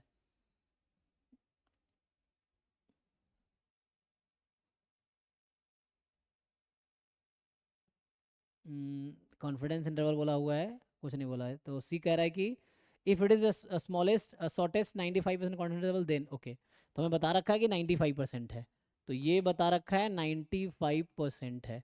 तो यहाँ से जो हमने इसको डिराइव किया था कि n-1 s square by sigma square A से बी में आया था ना 95%, ये कुछ आएगा। और इसका डिस्ट्रीब्यूशन का स्क्वायर n-1 था ना, more than a less than b। You can check proof in books, है ना, ये मिल जाएगा आपको बुक में। तो इस तरह से है, तो ये भी तो कंडीशन है। तो ये मिनिमाइज करना है इसको सब्जेक्ट टू दिस कंडीशन। ये मैक्सिमम मिनिमा का प्रॉब्लम हो गया, एलपीपी टाइप का ना, कांस्टेंट ऑप्टिमाइजेशन टाइप का। सब्जेक्ट टू दिस कंडीशन ऐसा कुछ आएगा। So minimize this function subject to this condition. अब chi square N minus one का पीडीएफ आता है, तो इसका मतलब ये हो गया कि A to B PDF of chi square N minus one x D X this is 0.95। तो ये एक कंडीशन है, ठीक है ना, सब्जेक्ट टू दिस। तो आप लाग्रांज मल्टीप्लायर मेथड पढ़ा होगा आप लोगों ने, तो उससे प्रूव करोगे तो हो जाएगा। So you have to minimise this function subject to this condition. तो लाग्रांज मल्टीप्लायर मेथड लगाओ, क्या कहता है लाग्रांज मल्टीप्लायर मेथड का, नया फंक्शन बना लो, let's say g of A B n minus one S square 1/a minus 1/b and क्या करते हो plus lambda time this. So ये सिंप्लीफाई कर लो चाहो तो, अगर एक्सप्रेशन पता है तो, नहीं तो अभी मैं ऐसे ही लिख देता हूँ, PDF of chi square N minus one x D x और माइनस 0.95। यही करते हैं ना लगान मल्टीप्लायर में, कि उसको एक साइड बुला के 0 कर देते हैं। अब यहाँ पे आपको you differentiate g with respect to a, put it 0, you differentiate g with respect to b, put it 0, and differentiate g with respect to lambda, put it 0। सो ये आपको फाइनली वही रिजल्ट देगा। ये थ्योरम है एक्चुअली, मैं फिर कह रहा हूँ ना, तो इसको आप पुट करोगे तो वही आएगा। तो यहाँ से कुछ आ जाएगा जो ऑप्शंस कह रहा है, b minus A is equal to, आप ये वाला इसको आगे कंटिन्यू करो। So if you do this then you will have b minus A is equal to वही जो ऑप्शन कह रहा है ना, क्या कह रहा है option, n minus 3 into log B by A. So ये आएगा, ठीक है, you have to simplify this. So n minus 3 log b by A, ये आपको चेक करना है, तो ये ट्रू हो जाएगा इस तरह से। सो ये एक अप्रोच है that you have to do. तो इसलिए बहुत सारे थ्योरम बेस्ड क्वेश्चन आते हैं, if you know the theorem you can do, if you don't know you have to prove that in the exam. तो इतना टाइम होगा नहीं, तो you can skip that question. ये बाकी एग्जाम के लिए भी है ना। तो डी पार्ट क्या है देखो, डी पार्ट कह रहा है, सो ये आ जाएगा, ठीक है, एंड डी पार्ट इज कि g of n minus one B minus g of n minus B, ऐसे यहाँ मिस्टेक है, ए होगा एक जगह ना, बी भी कर रहा ना, हाँ एक जगह ए होगा, तो लिखने में गलती किया है। फोर्थ पार्ट देखो है ना, तो this is 0.95, then expected length. तो एक्सपेक्टेड लेंथ, लेंथ का एक्सपेक्टेशन निकालना है। तो यहीं पे थे ना हम लोग, इसी में लेंथ का एक्सपेक्टेशन फाइंड कर लो। ये जो लेंथ निकाल रहे थे, you find the expectation of this quantity. तो कह रहा है एक्सपेक्टेड लेंथ जो होगा इंटरवल का इज दिस, तो यू फाइंड द एक्सपेक्टेशन। तो आसान है ना, सो इसका एक्सपेक्टेशन निकाल लोगे। तो जो फोर्थ पार्ट है, in the fourth part you have to take expectation of this length. तो इसका एक्सपेक्टेशन कितना हो जाएगा, n minus one S square 1/a minus 1/b। तो ये तो आसान है। तो यहाँ से n minus one S square upon sigma square, उसका distribution chi square n minus one है, उसको यूज़ कर लो। सो 1/a माइनस 1/b बाहर हो जाएगा, and n minus one S square का एक्सपेक्टेशन कितना आएगा जी, chi square n minus one, तो ये आएगा, अच्छा ये आएगा n minus one time sigma square, इसका एक्सपेक्टेशन, क्योंकि सिग्मा स्क्वायर से अगर मैं डिवाइड करता तो काई स्क्वायर n माइनस वन, उसका एक्सप्रेशन n माइनस वन, तो n minus one time sigma square, ये आ जाएगा। यही तो ऑप्शन है डी, देखो तो ये हो गया, यही पूछ रहा ना। तो एक्सपेक्टेड लेंथ ये आ जाएगा, ठीक है, तो दिस इज एक्सपेक्टेड लेंथ, ऐसे ऑप्शन है। तो इसलिए डी भी ट्रू है, ठीक है। तो ये डी हमने ऐसे प्रूव किया, सी इस तरह प्रूफ होगा, बी में एक्चुअली हाँ इट इज़ नॉट गारंटी है ना कि ये होगा, और ए में थोड़ा सा प्रूफ वहाँ भी करना पड़ेगा, जो कि मैं किया नहीं, ठीक है। सो जस्ट ऐसा है ना, गेस किया मैंने कैसा होगा, बट प्रूफ करना इतना आसान नहीं है। एनीवे नेक्स्ट क्वेश्चन पे आते हैं जी, नेक्स्ट डाउट बताइए। तो इस तरह के क्वेश्चन एग्जाम में if you know you can prove, if you think कोई क्वेश्चन आपको लगे 20 मिनट 30 मिनट आधा घंटा लेगा, यू कैन स्किप। बाकी क्वेश्चन है करने के लिए वो कीजिए, नहीं कुछ करने के लिए तो बैठे करो, क्या करोगे।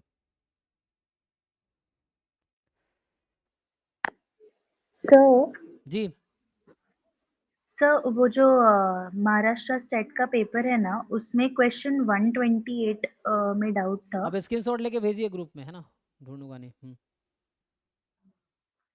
बाकी लोग जो बताइए जिन्होंने भेजा है उनका देखते हैं। सर ये जो 59th क्वेश्चन है इसमें जैसे कि 1 और 2 ऑप्शन करेक्ट दे रखा है ओनली। 1 एंड 2 दे रखा है करेक्ट। अच्छा यस सर। ठीक है, किस ईयर का है ये? जैसे सर ईयर तो मुझे ध्यान नहीं है, कोई मैं बात वैसे प्रैक्टिस पेपर ट्राई सोल्व करके देखते हैं। चलिए कह रहा है if x bar and S square are the mean and variance of random sample of size n from normal population with mean mu. मतलब ये बोलना चाह रहा है कि x1 x2 xn जो आपके पास है normal mu sigma square and consider the following statement. और क्या है म्यू सिग्मा स्क्वायर दोनों क्या है? अच्छा बताया नो नो बताया नहीं ना।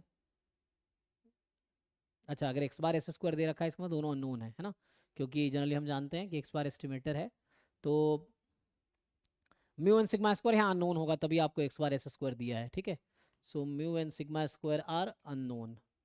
ठीक है, तो म्यू का एस्टिमेटर एक्स बार है और सिग्मा स्क्वायर का एस स्क्वायर है। पूछ क्या रहा है? तो पहला ऑप्शन है कि X bar is unbiased and consistent estimator. तो अनबायस्ड तो आप जानते हैं कि अनबायस्ड का डेफिनेशन है E of X bar mu. Yes और नो? ये तो ठीक है। X bar converges in probability to mu. Yes और नो? ये भी ठीक है। Using weak law of large number, ये कहता है ना weak law of large number, sorry हाँ weak law of large number. Yes, so weak law of large number से ये हो गया, तो पहला ऑप्शन इसलिए ट्रू है। ठीक है, क्या डाउट है इसमें? ये ओके है? यस सर ये ओके है। एक्चुअली रैंडम सैंपल दे रखा है ना, तो जैसे कि आपने बताया था रैंडम सैंपल हो तो ऑब्जर्वेशन आईआईडी हो जाती है, हाँ तो इस हिसाब से तो सर ऑप्शन 3 भी करेक्ट होना चाहिए। चेक करते हैं, रुकिए। बी भी ठीक है आपके लिए, फिर तो बी आपने कर लिया। ओके, तो ये कह रहा है कि S square is a consistent estimator of sigma square. तो आपको ये देखना होगा कि S square converges in probability to sigma square. Yes और नो? तो आई थिंक रिजल्ट है डायरेक्टली, तो यस सर है ये ना। हो जाएगा। हाँ, expectation of S square sigma square होता है limit N tends to infinity, और limit N tends infinity variance of S square निकालोगे जीरो हो जाता है। So this proves s square converges in probability to sigma square. एक theorem है, तो इससे ये प्रूफ हो गया कि बी भी ट्रू है। ठीक है, अब आते हैं सी पे। सो सी कह रहा है कि the random variable n minus one S square by sigma square. एक मिनट, एक चीज ध्यान से देखो, यहां लिखा है रैंडम वेरिएबल, तो ऐसा तब होगा जब, ठीक है चलो, random variable n minus one S square by sigma square has a chi square distribution with n minus one degree of freedom. तो ये तो थ्योरम है ना। एस स्क्वायर क्या है?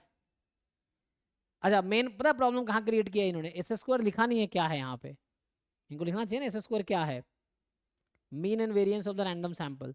तो हम जो लिख रहे हैं, सो हमें पता है एस, एन टाइम्स हाँ n n square upon sigma square होना चाहिए था। S square is variance of random sample. नहीं ठीक है। ठीक है ना। So n minus one S square upon sigma square, ये तो थ्योरम होता है ना, दिस हैज डिस्ट्रीब्यूशन। अभी तो यूज किया हमने इसको, इसको यहाँ भी यूज किया मैंने पिछले क्वेश्चन में, है ना।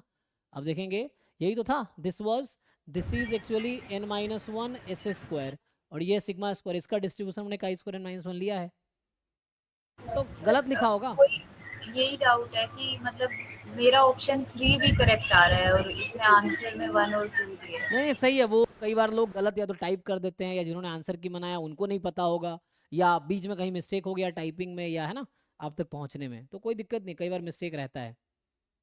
ये तो सिंपल थ्योरम है नॉर्मल डिस्ट्रीब्यूशन का। ठीक है, बताइए नेक्स्ट।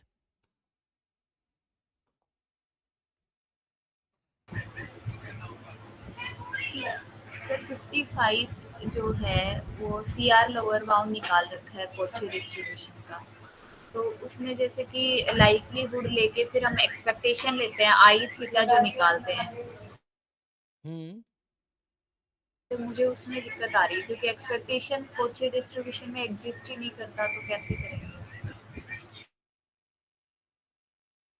एक्सपेक्टेशन एक्स का एग्जिस्ट नहीं करता है ना, इसमें हो सकता है किसी और चीज़ की एक्सपेक्टेशन जरूरत पड़े।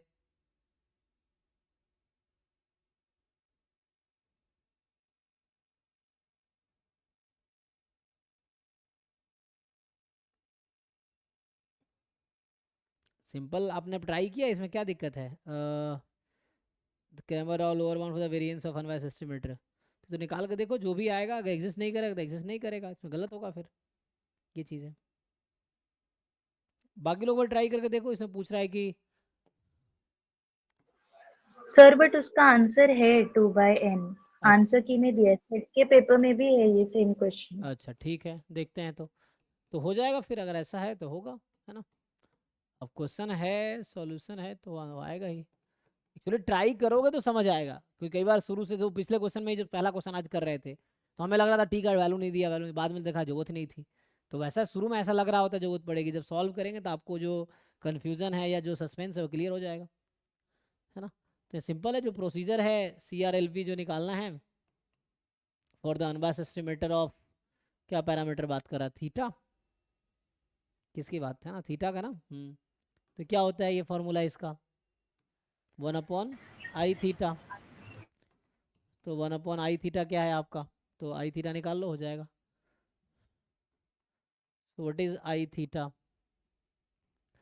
Minus of expectation of, single parameter मैं ऐसे लिखता हूँ, double derivative of log likelihood function, यही है ना, ये है। तो लगाओ इसको, कैलकुलेट करो, देखो कहाँ दिक्कत आ रही है। एक्सपेक्टेशन किसकी ज़रूरत है?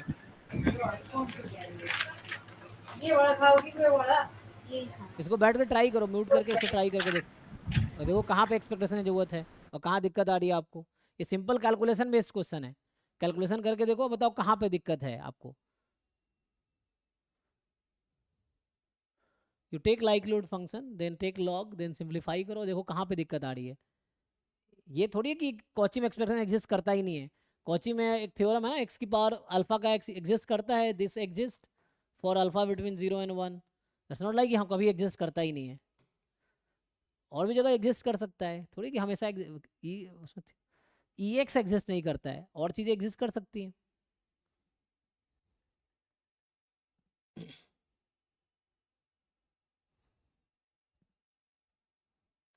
बाकी लोग भी ट्राई करो भाई, फिर मैं करता हूँ, देखो।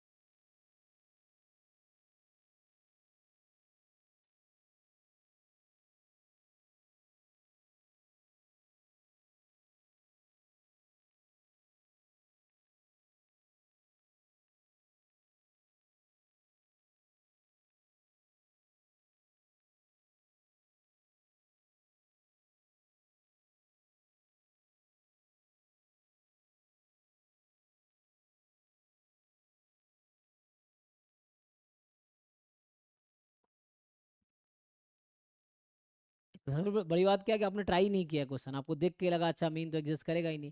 अरे यहाँ पे जरूरत पड़ेगी, अगर मैं बोलूँ चलो x is standard Cauchy distribution. Sir मेरा ना कॉम्प्लेक्स आ रहा है, जैसे डबल कुछ डेरिवेटिव कॉम्प्लेक्स नहीं आ रहा, ये ऐसा आएगा x² / 1 + x², शायद ये आता है जी। देखो इसके ड्यूरिंग बीच में कैलकुलेशन में इसका एक्सपेक्टेशन चाहिए, ऐसा कुछ आता है, देखो आई थिंक x² / 1 + x² का होल स्क्वायर। मान लो x का PDF ये है, अभी के लिए मैं आपको बताऊं कि मान लो x का PDF है 1/π1 + x², ये है। तो इसका एक्सपेक्टेशन कैसे निकलेगा, अगर ये क्वांटिटी का एक्सपेक्टेशन चाहिए मुझे, इसमें शायद इसकी ज़रूरत पड़ेगी बीच में ऐसा कुछ आएगा कि x square upon 1 plus x square का होल स्क्वायर, तो ये आ जाएगा 1 प्लस एक्स स्क्वायर का होल स्क्वायर इंटू PDF, तो 1 upon pi 1 plus x square, ऐसा कुछ आएगा। मतलब ये बता रहा हूँ एक रैंडम वेरिएबल के लिए, यहाँ हो सकता है n के लिए आए, तो ये dx। अब ये कर लो इसको इंटीग्रेशन करके, शायद ये 1/2 या 2 आता है, मे बी शायद ये 1/2 आएगा। तो इस तरह से कुछ रिजल्ट है एक। तो ये ज़रूरत पड़ेगी आपको expectation of ex does not exist, ये नहीं कि e of anything does not exist, थोड़ी होता है, सिर्फ ex एग्जिस्ट नहीं कर रहा था वहाँ पे। अब बाकी आगे है ना, मतलब वेरिएंस एग्जिस्ट नहीं कर रहा है, ये चीज़ है। लेकिन जैसे कुछ चीज़ें जो एग्जिस्ट करेगी, जैसे ये एग्जिस्ट करेगी वहाँ पे, तो इसकी तब ट्राई करके देखो, आ जाएगा आंसर, बस आपको कैलकुलेशन करना है ठीक से।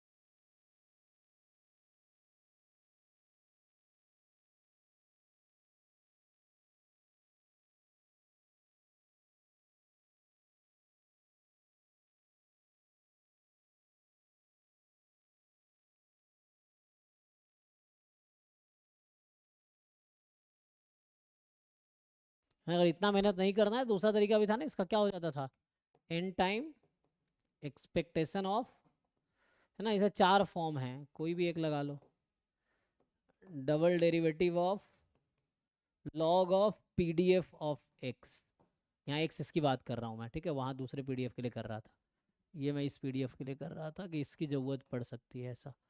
तो x की जगह y भी कर सकते हो समझने के लिए, तो ये भी कर सकते हो, इससे भी आंसर वही आएगा अगर आप ये कर लेते हो तो आंसर है ना। तो इसका आई थिंक आता है, कितना आता है, n/2 या 2/n, इसका क्या 2/n, आई थिंक n/2 आएगा ना, तभी आंसर 2/n होगा।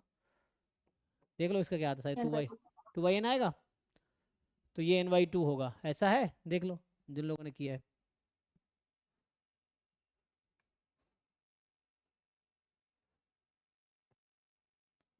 ऐसा है भाई, बताओ, ये उल्टा है शायद, यहाँ n/2 आएगा तो यहाँ 2/n आएगा, ऐसा देख लो।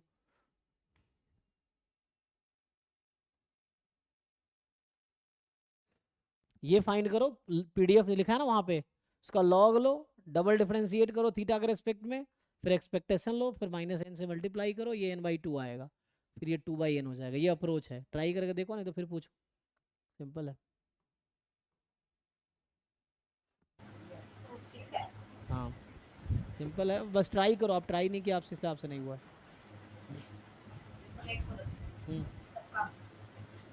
नेक्स्ट क्या है, सिर्फ 56 में मतलब ये जैसे वेरिएंस सबके निकाल लेते हैं कि गामा 1 बीटा की, सिर्फ इसमें मतलब क्या कंसेप्ट क्या लग रहा है कि लार्जर वेरिएंस का एस्टिमेट हम किसको नहीं आपको पता है, 2 तरह के जो टेस्ट है ना, अभी तक जितना भी आपने टेस्टिंग पढ़ा होगा वो था, एक होता है रैंडमाइज टेस्ट और दूसरा नॉन रैंडमाइज टेस्ट।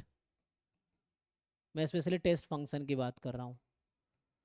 तो रैंडमाइज टेस्ट फंक्शन कैसा होता है, नॉन रैंडमाइज, अभी तक जितने भी आपने हाइपोथेसिस टेस्टिंग पढ़ा है ना, आपके 99.9% प्रॉब्लम इस पे आते हैं, और ये 0.01% मान लो क्वेश्चन जो है ना इसके आते हैं। तो ये इसका क्वेश्चन है जो आपने भेजा है, तो आपको ये जानना पड़ेगा what is a randomised test function या रैंडमाइज्ड टेस्ट, ये क्या होता है। जितने क्वेश्चंस आपने सॉल्व किए होंगे उसके मोस्टली क्वेश्चन सर इसके आपने आप किए। क्वेश्चन नंबर 5 की बात कर रहे हैं? अच्छा मैं 5 दिख रहा था, हाँ सॉरी सॉरी, हाँ हाँ।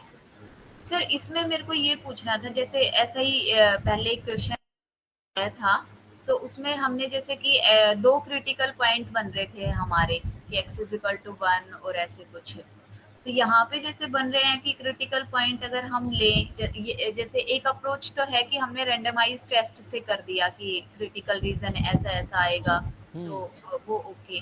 मेरा डाउट इसमें ये था कि जैसे क्रिटिकल साइज हमारे पास 0.1 दे रखा है, तो critical region x is equal to 1 भी एक क्रिटिकल रीजन है, x इज इक्वल टू 2 भी, 3 भी, तो इनके कोरस्पॉन्डिंग अगर हम पावर देखें, उसके लिए आपको वो लगाना पड़ेगा ना, ये सिंपल वर्सेस सिंपल हाइपोथेसिस है ना, तो जो आप कह रहे हो वो मोस्ट पावरफुल होगा उसकी क्या गारंटी है। जैसे x इज इक्वल टू 1 क्या मोस्ट पावरफुल टेस्ट है, x is equal to 2 most, आपको तो बोला हुआ है मोस्ट पावरफुल, आप जो बता रहे हो वो क्रिटिकल रीजन बता रहे हो। Yes, x is equal to 1 is a critical region, x is equal to 2 is a critical region, x is equal to 3 is a critical region, x is equal to 4 is a critical reason.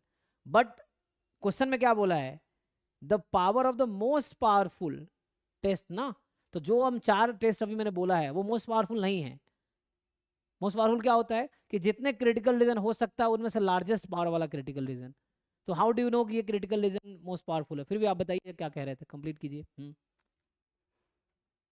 Sir मैं यही पूछ रही थी कि जैसे कि इनके corresponding power देखते हैं, तो x इज इक्वल टू 4 पे पावर हमारे पास मैक्सिमम है, तो क्या हम ये नहीं ले सकते? तो नहीं, रैंडमाइज्ड वाला ओके कि मतलब वो x इक्वल समझ टू में ये भी आ तो रहा है, क्रिटिकल रीजन है, ये भी तो क्रिटिकल रीजन है, ये भी एक पर क्रिटिकल वो रीजन है। साइज अल्फा के नहीं है ना, हाँ मतलब 0.1 जो साइज दे रखा है, अगर हम x less than equal to 4 लेते हैं तो वो साइज तो वेरी कर जाएगा ना उसमें।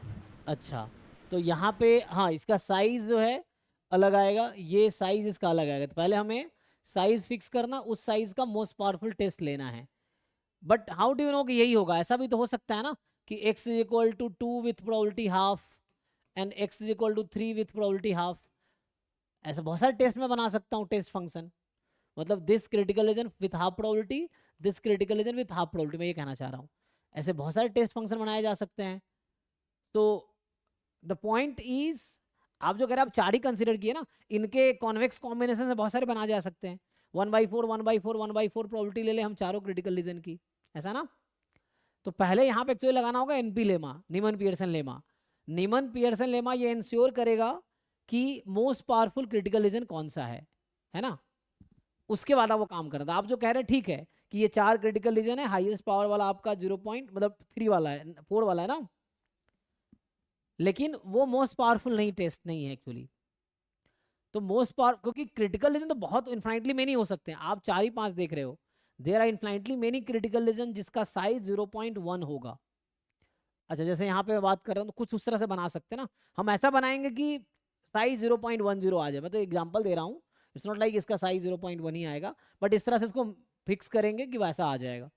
बट पहले आपको ये इंश्योर करना होगा कि what is the most powerful critical reason. तो उसके लिए नीमन पियर्सन लेमा कहता है कि लाइक्लीहुड रेशियो टेस्ट से जो क्रिटिकल रीजन आएगी वो मोस्ट पावरफुल होगी। तो लेकिन दिक्कत ये है कि लाइक यहाँ पे नीमन मोस्ट पावरफुल अगर पूछ रखा है, ये मतलब ये पॉइंट अभी स्ट्राइक करा है, तो पावर हमारे पास ज्यादा होनी चाहिए क्रिटिकल रीजन से। तो जो 4 जो मैं कंसिडर कर रही हूँ इनमें पावर क्रिटिकल रीजन से कम है, इसलिए भी नहीं लेंगे, इसलिए हम रैंडमाइज टेस्ट की ओर मूव कर जाएंगे। एग्जैक्टली हाँ, कि जो हम ले रहे हैं इसका पावर बहुत कम है, एक का 5%, एक का 6%, एक का 8%, एक का 10% है ना, लेकिन ये हाईएस्ट पावर वाला क्रिटिकल रीजन नहीं हुआ। हमें देखना है जितने क्रिटिकल रीजन हो सकते हैं उनमें से हाईएस्ट पावर वाला कौन सा क्रिटिकल रीजन है। तो वो एनपी नीमन पियर्सन लेमा आपको बता रहा होगा शायद x less than equal to something, ऐसा कुछ बता रहा होगा ना, एंड उसके अकॉर्डिंग करना पड़ेगा, इसलिए हम लोग वो रैंडमाइज टेस्ट यूज कर रहे हैं। यस, कि उससे हमें क्रिटिकल रीजन मिल गया, अब लेवल ऑफ सिग्निफिकेंस अचीव कराने के लिए मुझे रैंडमाइज टेस्ट यूज करना पड़ रहा है to achieve that level of significance जो बोल रहा है। अब लेवल ऑफ सिग्निफिकेंस अचीव कर लिया तो वो टेस्ट मोस्ट पावरफुल टेस्ट है of that level of significance, अब उसका हम पावर निकालेंगे। तो पहले आपको मोस्ट पावरफुल क्रिटिकल रीजन निकालना है, फिर उसका साइज अल्फा करना है। साइज अल्फा करने के लिए मुझे ये यूज करना पड़ रहा है रैंडमाइज टेस्ट, क्योंकि वैसे नॉन रैंडमाइज से साइज 0.1 हो ही नहीं पाएगा, तो साइज 0.1 करने के लिए मुझे ये यूज करना पड़ रहा है, एंड देन जो एक बार साइज अल्फा हो गया then you find the power. तो इसीलिए इसका पावर कम है, जो आप कह रहे हो उसका पावर कम है, ये मोस्ट पावरफुल नहीं है एक्चुअली। तो उसे नॉन रैंडमाइज टेस्ट से जो मिलेगा वो मोस्ट पावरफुल मिलेगा मुझे, क्योंकि उसमें एनपी लेमा यूज हो रहा है, Newman Pearson lemma.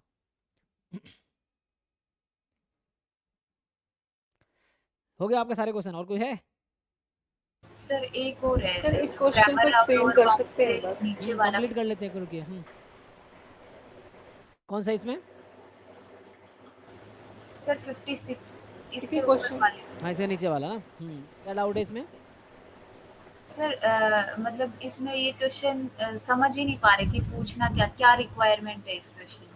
An estimator with large variance is preferred in which one of the following cases?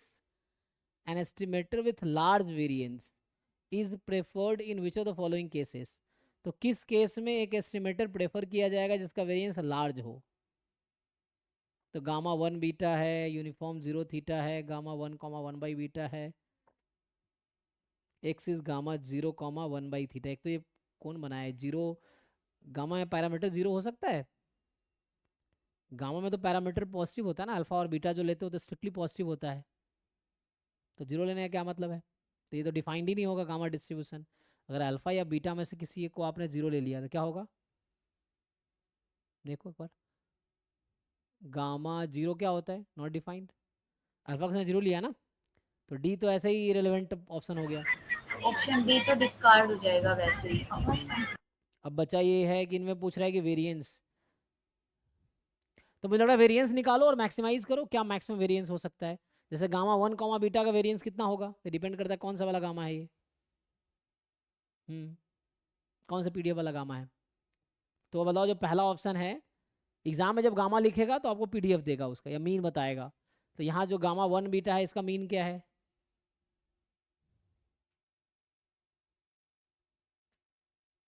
बोलिए। सर वो तो हम जैसे भी डिफाइन करेंगे उसका सी ऑप्शन उसका जस्ट उल्टा हो जाएगा। हाँ एग्जैक्टली, जैसे अगर आप ए ऑप्शन में वेरिएंस लेते हैं बीटा स्क्वायर, तो उसका हो जाएगा 1/बीटा स्क्वायर, है ना, इस तरह से। तो आपको देखना है कि कौन सा an estimator with large variance is preferred in which of the following cases. So large variance का क्या मतलब, किसका वेरिएंस ज़्यादा होगा? मुझे लगता है तो ऐसा ही कहना चाह रहा है, इज प्रेफर्ड। तो ये तो इन दोनों केस में वेरिएंस नॉन बाउंडेड हो जाएगा दोनों केस में। और यूनिफॉर्म 0 थीटा वेरिएंस कितना होता है? थीटा स्क्वायर बाई 12, ठीक है। तो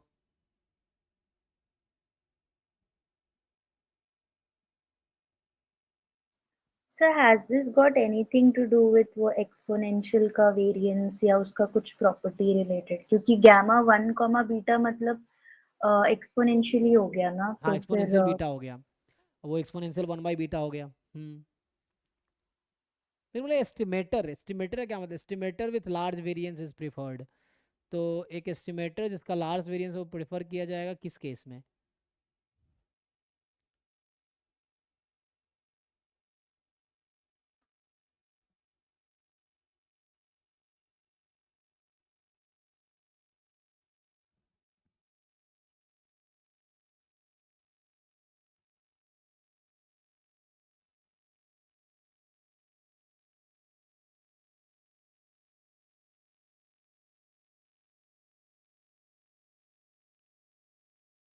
व्हाट इज एस्टिमेटर? जैसे यूनिफॉर्म 0 थीटा में अगर आप ऐसे एम एल निकालोगे तो यूनिफॉर्म 0 थीटा का एम क्या होता है? In thought statistics. तो सर जैसे अगर हम करें भी, जैसे कि फर्स्ट का हमारे पास वेरिएंस आ जाएगा 1/बीटा स्क्वायर, एक्सपोनेंशियल बीटा है वो, और सी है एक्सपोनेंशियल 1/बीटा, तो इसका वेरिएंस बीटा स्क्वायर आ गया। बट हम बी के ऑप्शन से कैसे उसको कंपेयर करेंगे? जैसे इन दोनों का तो अगर हम कंपेयर करें तो कोई बीटा की फिक्स वैल्यू के लिए वेरिएंस सी वाले का ज्यादा होगा। लेकिन डिपेंड करेगा, बीटा अगर लेस देन 1 लेंगे तो बीटा तो पॉजिटिव होगा ना, तो लेस देन 1 लेंगे तो 1/बीटा की वैल्यू लार्जर हो जाएगी बीटा से, और अगर बीटा मोर देन 1 लेंगे तो तो 1/β की वैल्यू फिर कम हो जाएगी, बीटा की वैल्यू ज़्यादा हो जाएगी। यहाँ भी वो है, मतलब कभी 1/β ज़्यादा होगा, कभी बीटा ज़्यादा होगा। डिपेंड करेगा कि बीटा लेस देन 1 है या मोर देन 1 है, तो वहाँ भी दिक्कत होगा। पता नहीं, मुझे भी ये रिलेवेंस समझ नहीं आ रहा, क्वेश्चन पूछना क्या चाह रहा है, ये इरेलेवेंट सा लग रहा है। Okay sir. ठीक है जी, देखिए इन्होंने है ना आपको भेज दिया है सॉल्यूशन ग्रुप में तो है। चलो एक और क्वेश्चन करते हैं, फिर अगले क्लास में कल डिस्कस करेंगे आगे, या ऐसा टाइम हो ही गया है। तो ठीक है जी वृषाली, आप कल ज्वाइन कीजिए, कल क्लास होगी, कल आपके क्वेश्चन डिस्कस करते हैं, है ना। शुरू में ज्वाइन ठीक है। कीजिए और बोलिए शुरू में, नहीं तो फिर है ना 15 का पेपर मैंने तो कंटिन्यू करूँगा अदरवाइज। तो एक क्वेश्चन ओके आज हमने 15 का किया है एंड कुछ डाउट कोशिश किए हैं, ये है। बाकी कल फिर सेम टाइम पे क्लास होगी, अभी के लिए चलिए, थैंक यू।